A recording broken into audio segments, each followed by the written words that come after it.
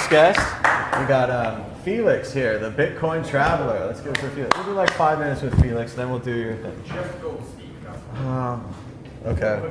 Just 5 minutes. We'll do 5 minutes. Come on. All right. 5 minutes, we only have like 15. Hey, Felix, you traveled the world on Bitcoin, and now you ended up on this red couch. How did that happen? I made it on the backdoor casting couch, finally. Finally. So my background is I'm a programmer. I discovered Bitcoin a couple years ago now, and then in 2015, after Bitcoin has been in decline for I think the whole year of 2014.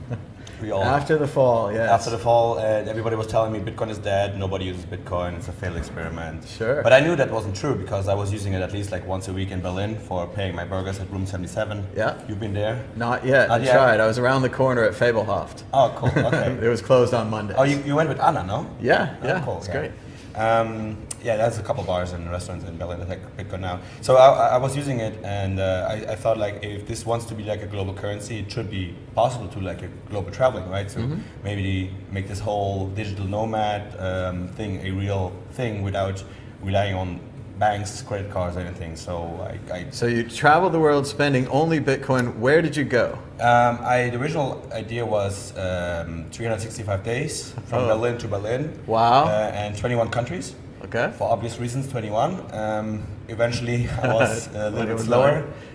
So I was only at country number 17 on my anniversary. That was actually on Yap Island. Yeah. The island in the Pacific where they have the rice stones. Like some people will know that. Like it's the biggest money in the world. Oh wow, yeah. And it's actually hard to carry around, yeah. Very hard to carry around. That's why they just like have their own blockchain and where they just like put it on the island and then they remember who owns what. That's a permanent blockchain. That's locked in stone. What UTXO is belonging to which person in the island, and they just move it like in their minds, and so if there's a dispute, then but the coins don't move actually, like they don't move physically.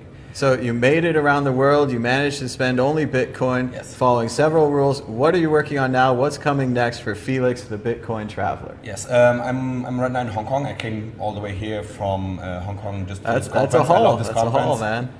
because it's really great. I can recommend anybody to come here next year, and because it's really a blast here. All the cool people here, and I love talking to them.